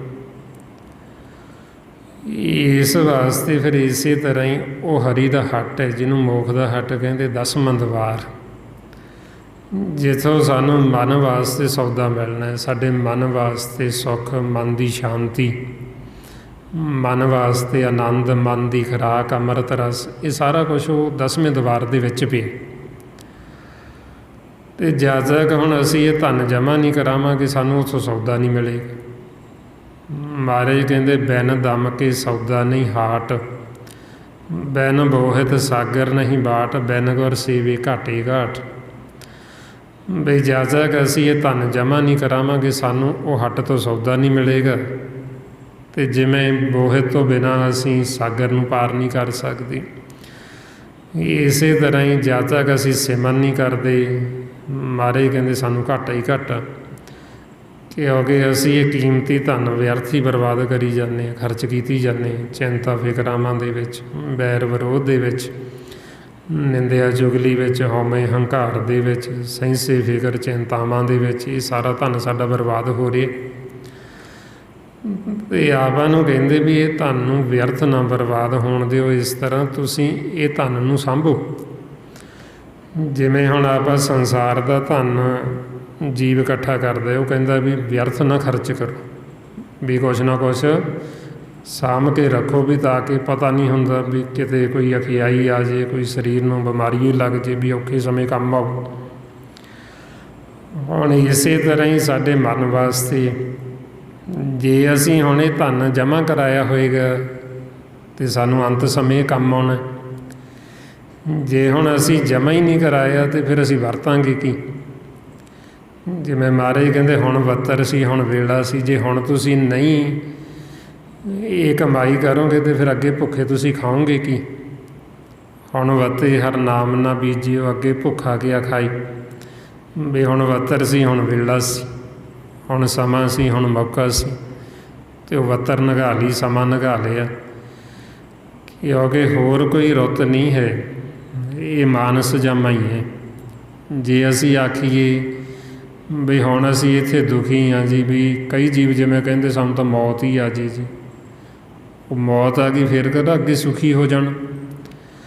ਜੇ ਅਸੀਂ ਹੁਣ ਨਹੀਂ ਸੁਖੀ ਹੋਏ ਜਿਉਂਦੇ ਜੀ, ਅਤੇ ਮੌਤ ਆਉਣ ਤੋਂ ਬਾਅਦ ਸੁਖੀ ਨਹੀਂ ਹੋਣ ਲੱਗੇ, ਕਿਉਂਕਿ ਸੁੱਖ ਤਾਂ ਅਸੀਂ ਇੱਥੇ ਹੁਣ ਸੁਖੀ ਹੋ ਸਕਦੇ ਸੀ, ਕਿਉਂਕਿ ਹੁਣ ਮੌਕਾ ਸੀ, ਹੁਣ ਵੇਲਾ ਸੀ, ਹੁਣ ਸਾਨੂੰ ਸਮਾਂ ਮਿਲਿਆ ਸੀ ਮਾਨਸ ਜਾਮਾ, ਇਹਦੇ 'ਚ ਕਮਾਈ ਕਰਕੇ ਪਰਮਾਤਮਾ ਦੀ ਸ਼ਰਨ ਦੇ ਵਿੱਚ ਜਾਣਾ ਸੀ ਅਤੇ ਅਸੀਂ ਸੁਖੀ ਹੋ ਜਾਣਾ ਸੀ। ਤਾਂ ਫਿਰ ਸਾਨੂੰ ਗੁਰੂ ਤੇਗ ਬਹਾਦਰ ਸਾਹਿਬ ਜੀ ਸਮਝਾਉਂਦੇ ਵੀ ਜੇ ਤੁਸੀਂ ਸਦਾ ਸੁੱਖ ਭਾਲਦੇ, ਫਿਰ ਤੁਸੀਂ ਪਰਮਾਤਮਾ ਦੀ, ਵਾਹਿਗੁਰੂ ਦੀ ਸ਼ਰਨ ਦੇ ਵਿੱਚ ਜਾ ਵੜੋ। ਜੋ ਸੁੱਖ ਕੋ ਚਾਹੇ ਸਦਾ, ਸ਼ਰਨ ਰਾਮ ਕੀ ਲੇ। ਵੀ ਜੇ ਅਸੀਂ ਰਾਮ ਦੀ, ਵਾਹਿਗੁਰੂ ਦੀ ਸ਼ਰਨ 'ਚ ਚਲੇ ਜਾਈਏ ਤਾਂ ਸਦਾ ਸੁੱਖ, ਅਤੇ ਜੇ ਅਸੀਂ ਉਹਦੀ ਸ਼ਰਨ 'ਚ ਨਹੀਂ ਜਾਵਾਂਗੇ ਫਿਰ ਇੱਧਰ ਦੁੱਖ ਹੀ ਦੁੱਖ। ਅਤੇ ਇਸ ਕਰਕੇ ਹੁਣ ਇਹ ਸਾਡੇ 'ਤੇ ਮਨਸਰ, ਜੇ ਤਾਂ ਅਸੀਂ ਸੁੱਖ ਚਾਹੁੰਦੇ ਹਾਂ ਫਿਰ ਅਸੀਂ ਉਹਦੀ ਸ਼ਰਨ 'ਚ ਬੈਠੀਏ, ਜਾਈਏ। ਅਤੇ ਜੇ ਸਾਨੂੰ ਨਹੀਂ ਪਤਾ ਲੱਗਦਾ ਫਿਰ ਅਸੀਂ ਪੁੱਛੀਏ ਵੀ ਉਹਦੀ ਸ਼ਰਨ ਹੈ ਕਿੱਥੇ ਆ, ਕਿਵੇਂ ਉਹਦੀ ਸ਼ਰਨ 'ਚ ਬੈਠੀ ਦਾ। ਜਿਵੇਂ ਗੁਰੂ ਤੇਗ ਬਹਾਦਰ ਸਾਹਿਬ ਜੀ ਪੁੱਛਦੇ ਬਈ ਸਾਡਾ ਜਿਹੜਾ ਮਨ ਹੈ ਇਹ ਦੁਬਿਧਾ ਦੇ ਵਿੱਚ ਹੈ, ਇਹ ਦੁਬਿਧਾ ਨੂੰ ਛੱਡਦਾ ਨਹੀਂ। ਤੁਸੀਂ ਸਾਨੂੰ ਕੋਈ ਐਸੀ ਜੁਗਤੀ ਤਰੀਕਾ ਦੱਸੋ ਵੀ ਸਾਡਾ ਮਨ ਇੱਕ ਚਿੱਤ ਹੋ ਕੇ ਭਗਤੀ ਦੇ ਵਿੱਚ ਲੱਗ ਜਾਵੇ। ਉਹ ਸਾਡੇ ਸਾਰਿਆਂ ਦੇ ਮਨਾਂ ਨੂੰ ਸਾਧੂ ਕਹਿ ਕੇ ਸੰਬੋਧਨ ਕਰਦੇ। ਪੁੱਛਦੇ ਮਹਾਰਾਜ ਕਹਿੰਦੇ ਸਾਧੂ ਕਬਣ ਜੁਗ ਤਬ ਕੀਜੇ, ਜਾਤੇ ਦੁਰਮਤ ਸਗਲ ਵਿਨਾਸੇ ਰਾਮ ਭਗਤ ਮਨ ਭੀਜੇ। ਵੀ ਸਾਨੂੰ ਕੋਈ ਐਸੀ ਜੁਗਤੀ ਦੱਸ ਦਿਓ ਵੀ ਇਹ ਸਾਡੇ ਅੰਦਰੋਂ ਦੁਬਿਧਾ ਵੈਰ ਵਿਰੋਧ ਖਤਮ ਹੋ ਜੇ ਅਤੇ ਸਾਡਾ ਮਨ ਇੱਕ ਚਿੱਤ ਹੋ ਕੇ ਮਾਲਕ ਦੀ ਭਗਤੀ ਦੇ ਵਿੱਚ ਲੱਗ ਜਾਵੇ, ਮਨ ਭਗਤੀ ਦੇ ਵਿੱਚ ਭਿੱਜ ਜਾਵੇ। ਹੁਣ ਜੇ ਉਹ ਸਾਨੂੰ ਪੁੱਛ ਰਹੇ ਤਾਂ ਆਪਾਂ ਨੂੰ ਵੀ ਪੁੱਛਣ 'ਚ ਕੋਈ ਹਰਜ ਨਹੀਂ ਬਈ ਆਪਾਂ ਵੀ ਇੰਨੀ ਕੱਟੜਤਾ 'ਚ ਨਹੀਂ ਚਲੇ ਜਾਣਾ ਵੀ ਸਾਨੂੰ ਸਾਡੇ ਅੰਦਰ ਦੀ ਹਉਮੈ ਹੀ ਲੈ ਕੇ ਬਹਿ ਜੇ। ਬਈ ਆਪਾਂ ਨੂੰ ਜੇ ਉਹ ਪੁੱਛਦੇ ਤਾਂ ਆਪਾਂ ਨੂੰ ਵੀ ਪੁੱਛਣ 'ਚ ਕੋਈ ਹਰਜ ਨਹੀਂ ਹੈ ਵੀ ਜੇ ਸਾਡੇ ਅੰਦਰ ਦੁਬਿਧਾ ਉਹ ਖਤਮ ਨਹੀਂ ਹੁੰਦੀ ਤਾਂ ਆਪਾਂ ਪੁੱਛਣਾ ਸਤਿਗੁਰਾਂ 'ਚ ਵੀ ਸਾਨੂੰ ਵੀ ਕੋਈ ਜੁਗਤੀ ਦੱਸੋ ਵੀ ਇਹ ਦੁਬਿਧਾ ਖਤਮ ਕਿਵੇਂ ਹੋਵੇ। ਸਾਡਾ ਮਨ ਜੇ ਵੈਰ ਵਿਰੋਧ ਛੱਡਦਾ ਨਹੀਂ ਅਤੇ ਅਸੀਂ ਇਹ ਪੁੱਛਣਾ ਵੀ ਕਿਵੇਂ ਛੱਡੇ ਅਤੇ ਕਿਵੇਂ ਇਹ ਸਿਮਰਨ 'ਤੇ ਲੱਗੇ, ਕਿਵੇਂ ਭਗਤੀ 'ਤੇ ਲੱਗੇ। ਇਸ ਲਈ ਮਹਾਰਾਜ ਕਹਿੰਦੇ ਵੀ ਜਦੋਂ ਅਸੀਂ ਪੁੱਛਾਂਗੇ ਤਾਂ ਸਤਿਗੁਰੂ ਸਾਨੂੰ ਦੱਸਣਗੇ। ਇਸ ਵਾਸਤੇ ਫਿਰ ਆਪਣੇ ਮਨ ਨੂੰ ਸਮਝਾਉਂਦੇ ਵੀ ਜਿਹੜੇ ਤੂੰ ਇਹ ਸਰੀਰ ਨਾਲ ਜੁੜੇ ਇਹਦਾ ਨਾਸਬਾਨ, ਇਹਨੇ ਸਦਾ ਨਹੀਂ ਰਹਿਣਾ। ਇਹਦੇ ਅੰਦਰ ਰਾਮ ਵੱਸਦਾ, ਇਹਦੇ ਅੰਦਰ ਮਾਲਕ ਵੱਸਦਾ ਹੈ। ਤੂੰ ਉਹਦੀ ਪਹਿਚਾਣ ਕਰ, ਕਿਉਂਕਿ ਸਰੀਰ ਤਾਂ ਨਾਸਬਾਨ ਹੈ, ਇਹਨੇ ਖਤਮ ਹੋ ਜਾਣਾ ਅਤੇ ਜਿਹੜਾ ਅੰਦਰ ਵੱਸਦਾ ਉਹ ਖਤਮ ਹੋਣ ਵਾਲਾ ਨਹੀਂ। ਜੇ ਤੂੰ ਸਰੀਰ ਦੇ ਨਾਲ ਜੁੜਿਆ ਰਹੇਗਾ ਫਿਰ ਤੂੰ ਵੀ ਖਤਮ ਹੋ ਜਾਏਗਾ। ਜੇ ਤੂੰ ਉਹਦੇ ਨਾਲ ਜੁੜ ਜਾਏਗਾ ਮਾਲਕ ਦੇ, ਜਿਹੜਾ ਖਤਮ ਨਹੀਂ ਹੁੰਦਾ, ਫਿਰ ਤੇਰਾ ਵੀ ਨਹੀਂ ਖਤਮ ਹੋਏਗਾ। ਮਾਲਕ ਅਵਿਨਾਸੀ ਹੈ ਅਤੇ ਤੂੰ ਵੀ ਅਵਿਨਾਸੀ ਹੋ ਜਾਏਗਾ, ਤੂੰ ਵੀ ਸਦਾ ਵਾਸਤੇ ਅਮਰ ਹੋ ਜਾਏਗਾ। ਤਾਈਓ ਫਿਰ ਸਾਡੇ ਮਨ ਨੂੰ ਜਿੱਥੇ ਸੰਤ ਆਖਿਆ ਗੁਰਬਾਣੀ ਗੁਰੂ ਵਿੱਚ, ਉੱਥੇ ਸਾਡੇ ਮਨਾਂ ਨੂੰ ਸਾਧੂ ਵੀ ਕਹਿੰਦੇ, ਕਿਉਂਕਿ ਅਸੀਂ ਸਾਰੇ ਅਕਾਲ ਪੁਰਖ ਦੇ ਬੱਚੇ ਪਰਮੇਸ਼ਰ ਦੇ। ਤਾਈਓ ਗੁਰੂ ਤੇਗ ਬਹਾਦਰ ਸਾਹਿਬ ਜੀ ਸਾਡੇ ਮਨਾਂ ਨੂੰ ਸਾਰਿਆਂ ਨੂੰ ਬੜੇ ਪਿਆਰ ਦੇ ਨਾਲ ਸਾਧੂ ਕਹਿ ਕੇ ਸੰਬੋਧਨ ਕਰਦੇ। ਕਹਿੰਦੇ ਸਾਧੂ ਇਹ ਤਨ ਮਿਥਿਆ ਜਾਣੋ, ਜਾ ਭੀਤਰ ਜੋ ਰਾਮ ਵਸਤ ਹੈ, ਸਾਚੋ ਤਾਹੇ ਪਹਿਚਾਣੋ। ਵੀ ਸਾਧੂਓ ਇਹ ਤਨ ਨੂੰ, ਸਰੀਰ ਨੂੰ ਮਿਥਿਆ ਸਮਝੋ, ਇਹ ਸਦਾ ਨਹੀਂ ਰਹਿਣਾ। ਜਿਹੜਾ ਇਹਦੇ ਭੀਤਰ ਵੱਸਦਾ ਉਹਦੀ ਪਹਿਚਾਣ ਕਰ, ਵੀ ਇਹਦੇ ਵਿੱਚ ਕੌਣ ਬੋਲਦਾ ਹੈ, ਕੌਣ ਦੇਖਦਾ ਹੈ, ਕੌਣ ਸੁਣ ਰਿਹਾ ਇਹਦੇ ਵਿੱਚ, ਉਹਦੀ ਪਹਿਚਾਣ ਕਰੋ। ਅਤੇ ਹੁਣ ਉਹਨਾਂ ਨੇ ਤਾਂ ਆਪਾਂ ਨੂੰ ਦੱਸਤਾ ਵੀ ਇਹਦੇ 'ਚ ਰਾਮ ਵੱਸਦਾ। ਹੁਣ ਇਹ ਆਪਾਂ ਦੇਖਣਾ, ਉਹਦੀ ਖੋਜ ਕਰਨੀ ਵੀ ਉਹ ਰਾਮ ਸਾਡੇ ਅੰਦਰ ਵੱਸਦਾ ਕਿੱਥੇ, ਕਿੱਥੇ ਬੈਠਾ ਮਾਲਕ ਸਾਡੇ ਅੰਦਰ, ਅਤੇ ਕਿਵੇਂ ਅਸੀਂ ਉਹਨੂੰ ਮਿਲ ਸਕਦੇ ਹਾਂ, ਕਿਵੇਂ ਅਸੀਂ ਉਹਦੇ ਨਾਲ ਬੈਠ ਕੇ ਵਿਚਾਰ ਵਟਾਂਦਰਾ ਕਰ ਸਕਦੇ ਹਾਂ। ਹੁਣ ਮਹਾਰਾਜ ਨੇ ਤਾਂ ਸਾਨੂੰ ਦੱਸਿਆ ਵੀ ਉਹ ਸਾਡੇ ਵਿੱਚ ਹੀ ਵੱਸਦਾ, ਅਸੀਂ ਉਹਦੇ ਵਿੱਚ ਵੱਸਦੇ ਹਾਂ। ਗੁਰੂ ਤੇਗ ਬਹਾਦਰ ਸਾਹਿਬ ਜੀ ਸਾਨੂੰ ਫਰਮਾਉਂਦੇ, ਸੋ ਤੁਮ ਹੀ ਮੈਂ ਵਸੇ ਨਿਰੰਤਰ, ਨਾਨਕ ਦਰਪਨ ਨਿਆਈ। ਮਾਧਵ ਮੈਂ ਜੈਸੇ ਮੁਕਰ, ਵੀ ਜਿਵੇਂ ਮਹਾਰਾਜ ਕਹਿੰਦੇ ਵੀ ਫੁੱਲ ਦੇ ਵਿੱਚ ਖੁਸ਼ਬੂ ਵੱਸਦੀ, ਸ਼ੀਸ਼ੇ ਦੇ ਵਿੱਚ ਆਪਾਂ ਨੂੰ ਆਪਣਾ ਅਕਸ ਨਜ਼ਰ ਆਉਂਦਾ, ਇਸੇ ਤਰ੍ਹਾਂ ਹੀ ਮਾਲਕ, ਅਸੀਂ ਉਹਦੇ ਵਿੱਚ, ਉਹ ਸਾਡੇ ਵਿੱਚ। ਪੋਹ ਭਮਦ ਜਿਉਂ ਬਾਸ ਬਸਤ ਹੈ, ਮੁਕਰ ਮੈਂ ਜੈਸੀ ਸ਼ਾਹੀ। ਬਈ ਜਿਵੇਂ ਪਰਮਾਤਮਾ ਆਪਾਂ ਨੂੰ ਕਹਿੰਦੇ ਵੀ ਉਹ ਦਰਪਣ ਵਰਗਾ ਹੈ, ਸ਼ੀਸ਼ੇ ਵਰਗਾ ਹੈ। ਸੋ ਤੁਮ ਹੀ ਮੈਂ ਵਸੇ ਨਿਰੰਤਰ, ਨਾਨਕ ਦਰਪਣ ਨਿਆਈ। ਦਰਪਣ ਕਹਿੰਦੇ ਸ਼ੀਸ਼ੇ ਨੂੰ। ਹੁਣ ਜਿਵੇਂ ਪਰਮਾਤਮਾ ਉਹ ਪ੍ਰਕਾਸ਼ ਰੂਪ ਹੈ, ਸ਼ੀਸ਼ੇ ਵਰਗਾ ਹੈ, ਇਸੇ ਤਰ੍ਹਾਂ ਹੀ ਆਪਾਂ ਵੀ ਪ੍ਰਕਾਸ਼ ਰੂਪ, ਆਪਾਂ ਵੀ ਸ਼ੀਸ਼ੇ ਵਰਗੇ ਹਾਂ, ਸ਼ੁੱਧ ਸਾਡਾ ਜਿਹੜਾ ਮਨ ਹੈ। ਤਾਈਓ ਮਨ ਨੂੰ ਕਹਿੰਦੇ ਮਨ ਤੂੰ ਜੋਤ ਸਰੂਪ ਹੈ, ਆਪਣਾ ਮੂਲ ਪਛਾਣ। ਵੀ ਤੂੰ ਵੀ ਪ੍ਰਕਾਸ਼ ਰੂਪ ਹੈ, ਜੋਤ ਸਰੂਪ ਹੈ, ਅਤੇ ਮਾਲਕ ਵੀ ਜੋਤ ਸਰੂਪ ਪ੍ਰਕਾਸ਼ ਰੂਪ ਹੈ। ਜਿਵੇਂ ਆਪਾਂ ਇਹ ਸਰੀਰ ਦੇਖਦੇ ਹਾਂ, ਸਰੀਰ ਦੀ ਬਣਤਰ ਬੱਚੇ ਦੀ ਮਾਤਾ ਪਿਤਾ ਦੇ ਨਾਲ ਮਿਲਦੀ ਹੁੰਦੀ। ਇਸੇ ਤਰ੍ਹਾਂ ਹੀ ਹੁਣ ਸਾਡੇ ਜਿਹੜੇ ਮਨ ਨੇ ਇਹ ਅਕਾਲ ਪੁਰਖ ਪਰਮੇਸ਼ਰ ਦੇ ਬੱਚੇ ਹਾਂ ਅਸੀਂ ਸਾਰੇ ਹੀ ਵਾਹਿਗੁਰੂ ਦੇ, ਅਤੇ ਸਾਡੇ ਮਨ ਜਿਹੜੇ ਉਹ ਪਰਮੇਸ਼ਰ ਵਰਗੇ ਹੀ ਨੇ, ਉਹਦਾ ਹੀ ਰੂਪ ਨੇ। ਸਾਡੇ ਅਤੇ ਮਾਲਕ ਦੇ ਵਿੱਚ ਕੋਈ ਫਰਕ ਨਹੀਂ, ਜਿਵੇਂ ਮਾਲਕ ਹੈ ਉੱਦਾਂ ਦੇ ਹੀ ਅਸੀਂ। ਤਾਈਓ ਮਹਾਰਾਜ ਸੱਚੇ ਪਾਤਸ਼ਾਹ ਸਾਨੂੰ ਸਮਝਾਉਂਦੇ ਬਈ ਪਰਮਾਤਮਾ ਵੀ ਪ੍ਰਕਾਸ਼ ਹੈ ਅਤੇ ਆਪਾਂ ਵੀ ਪ੍ਰਕਾਸ਼, ਆਪਾਂ ਵੀ ਉਹਦੇ ਬੱਚੇ ਹਾਂ ਅਤੇ ਉਹਦੇ ਵਰਗੇ ਹੀ। ਸਿਰਫ ਹੁਣ ਅੰਤਰ ਕੀ ਹੈ ਵੀ ਸਾਨੂੰ ਪਹਿਚਾਣ ਨਹੀਂ ਆਪਣੇ ਆਪੇ ਦੀ, ਤਾਂ ਕਰਕੇ ਸਾਨੂੰ ਲੱਗਦਾ ਹੈ ਬਈ ਪਰਮਾਤਮਾ ਕੋਈ ਵੱਖਰਾ ਹੈ, ਅਸੀਂ ਵੱਖਰੇ ਹਾਂ। ਅਸੀਂ ਆਪਦੇ ਆਪ ਨੂੰ ਇਹ ਸਰੀਰ ਸਮਝ ਲਿਆ ਮਿਥਿਆ ਹੋਏ, ਸਾਨੂੰ ਆਪਣੇ ਆਪੇ ਦੀ ਪਹਿਚਾਣ ਨਹੀਂ ਰਹੀ ਵੀ ਅਸੀਂ ਹੈ ਕੌਣ। ਜਿੱਦਣ ਸਾਨੂੰ ਆਪਣੇ ਆਪੇ ਦੀ ਪਹਿਚਾਣ ਆ ਗਈ, ਉਸ ਦਿਨ ਆਪਣੇ ਅਤੇ ਵਾਹਿਗੁਰੂ ਦੇ ਵਿੱਚ ਕੋਈ ਫਰਕ ਨਹੀਂ ਰਹਿਣਾ। ਮਹਾਰਾਜ ਕਹਿੰਦੇ ਨਾਨਕ ਗੁਰਮੁਖ ਆਪ ਪਛਾਣੇ, ਪ੍ਰਭ ਜੈਸੇ ਅਵਿਨਾਸੀ। ਵੀ ਜਿੱਦਣ ਸਾਨੂੰ ਆਪਣੇ ਆਪੇ ਦੀ ਪਹਿਚਾਣ ਆ ਗਈ, ਉਦਣ ਸਾਨੂੰ ਪਤਾ ਲੱਗ ਗਿਆ ਵੀ ਸਾਡੇ ਅਤੇ ਅਵਿਨਾਸੀ ਵਾਹਿਗੁਰੂ 'ਚ ਕੋਈ ਫਰਕ ਨਹੀਂ ਹੈ। ਤਾਂ ਫਿਰ ਸਾਨੂੰ ਕਹਿੰਦੇ ਵੀ ਤੁਸੀਂ ਆਪਣੇ ਆਪੇ ਦੀ ਪਹਿਚਾਣ ਕਰੋ ਵੀ ਤੁਸੀਂ ਹੈ ਕੌਣ। ਅਤੇ ਹੁਣ ਪਹਿਚਾਣ ਕਰਨ ਵਾਸਤੇ ਸਾਨੂੰ ਅੰਤਰਮੁਖੀ ਹੋਣਾ ਪੈਣਾ। ਜਦੋਂ ਹੁਣ ਅਸੀਂ ਸਿਮਰਨ ਕਰਾਂਗੇ, ਸਿਮਰਨ ਕਰਦੇ ਕਰਦੇ ਅਸੀਂ ਸਹਿਜ ਵਿੱਚ ਚਲੇ ਜਾਵਾਂਗੇ, ਅੰਤਰਮੁਖੀ ਹੋ ਜਾਵਾਂਗੇ। ਫਿਰ ਅਸੀਂ ਖੋਜਾਂਗੇ ਵੀ ਅਸੀਂ ਹੈ ਕੌਣ, ਅਸੀਂ ਕਿੱਥੋਂ ਆਉਂਦੇ ਹਾਂ, ਕਿਉਂਕਿ ਆਪਾਂ ਇਹ ਸਰੀਰ ਤਾਂ ਹੈ ਨਹੀਂ। ਸਰੀਰ ਤਾਂ ਇੱਥੇ ਦਾ ਇੱਥੇ ਹੀ ਰਹਿ ਜਾਂਦਾ, ਤਾਂ ਕੱਪੜਾ ਹੈ। ਜਦੋਂ ਹੁਣ ਆਪਾਂ ਸੌਂ ਜਾਂਦੇ ਹਾਂ, ਇਹ ਸਰੀਰ ਜਿੱਥੇ ਪਿਆ ਉੱਥੇ ਪਿਆ ਰਹਿੰਦਾ, ਇਹ ਕੰਮ ਨਹੀਂ ਕਰਦਾ। ਅਤੇ ਇਹ ਕੰਮ ਉਦੋਂ ਕਰੂ ਜਦੋਂ ਇਹਦੇ ਵਿੱਚ ਮਨ ਆਊਗਾ, ਜਦੋਂ ਸਵੇਰ ਨੂੰ ਆਵਾਂਗੇ ਇਹਨੂੰ ਲੈ ਕੇ ਚੱਲੇਗਾ, ਇਹਨੂੰ ਉੱਠੇਗਾ, ਫਿਰ ਇਹ ਕੰਮ ਕਾਰ ਕਰੇਗਾ।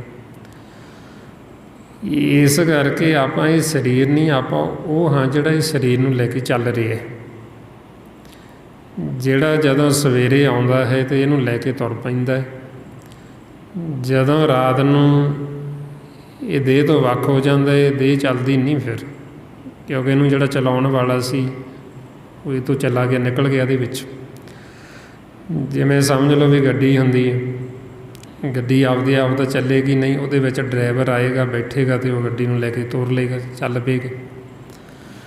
ਅਤੇ ਜਦੋਂ ਉਹ ਡਰਾਈਵਰ ਗੱਡੀ 'ਚੋਂ ਬਾਹਰ ਨਿਕਲ ਗਿਆ, ਉਹ ਗੱਡੀ ਖੜ੍ਹ ਗਈ ਉੱਥੇ, ਕਿਉਂਕਿ ਉਹਨੂੰ ਚਲਾਉਣ ਵਾਲਾ ਉਹਦੇ ਵਿੱਚੋਂ ਉਤਰ ਗਿਆ। ਇਸੇ ਤਰ੍ਹਾਂ ਹੀ ਇਹ ਸਰੀਰ ਹੈ ਜਿਹੜਾ, ਇਹ ਇੱਕ ਸਮਝ ਲਓ ਵੀ ਗੱਡੀ ਦੀ ਨਿਆਈ ਹੈ, ਵੀ ਇਹਦਾ ਜਿਹੜਾ ਡਰਾਈਵਰ ਉਹ ਮਨ ਹੈ। ਜਦੋਂ ਇਹਦੇ ਵਿੱਚ ਆ ਕੇ ਪ੍ਰਵੇਸ਼ ਹੋਏਗਾ, ਇਹਨੂੰ ਲੈ ਕੇ ਚੱਲ ਪਏਗਾ, ਗੱਡੀ ਰੁੜ ਪਏਗੀ। ਅਤੇ ਜਦੋਂ ਇਹਦੇ 'ਚੋਂ ਨਿਕਲ ਗਿਆ, ਇਹ ਗੱਡੀ ਉੱਥੇ ਦੀ ਉੱਥੇ ਖੜ੍ਹੀ ਰਹੇਗੀ। ਸਿਰਫ ਫਰਕ ਇੰਨਾ ਹੈ ਵੀ ਉਹ ਗੱਡੀ ਨੂੰ ਆਪਾਂ ਬੰਦ ਕਰ ਦਿੰਦੇ ਹਾਂ, ਇਹ ਜਿਹੜਾ ਡਰਾਈਵਰ ਇਹਨੂੰ ਚੱਲਦੀ ਨੂੰ ਛੱਡ ਕੇ ਬਾਹਰ ਉਤਰ ਜਾਂਦਾ, ਇਹਦੇ 'ਚੋਂ ਨਿਕਲ ਜਾਂਦਾ। ਇਹ ਚੱਲਦੀ ਰਹਿੰਦੀ, ਸਵਾਸ ਚੱਲਦੇ ਰਹਿੰਦੇ, ਘਰਾੜੇ ਵੱਜਦੇ ਰਹਿੰਦੇ, ਉਹ ਗੱਡੀ ਸਟਾਰਟ ਹੀ ਰਹਿੰਦੀ, ਇੰਜਣ ਚੱਲੀ ਜਾਂਦਾ। ਅਤੇ ਜਦੋਂ ਸਵੇਰ ਨੂੰ ਆਏਗਾ, ਫਿਰ ਇਹਦੇ ਜਾ ਕੇ ਵੜ ਜਾਏਗਾ ਅਤੇ ਫਿਰ ਇਹਨੂੰ ਲੈ ਕੇ ਚੱਲ ਪਏਗਾ। ਇਸ ਵਾਸਤੇ ਆਪਾਂ ਨੂੰ ਕਹਿੰਦੇ ਵੀ ਆਪਾਂ ਉਹ ਹਾਂ ਜਿਹੜਾ ਇਹਨੂੰ ਲੈ ਕੇ ਚੱਲ ਰਿਹਾ, ਅਤੇ ਉਹ ਹੈ ਮਨ।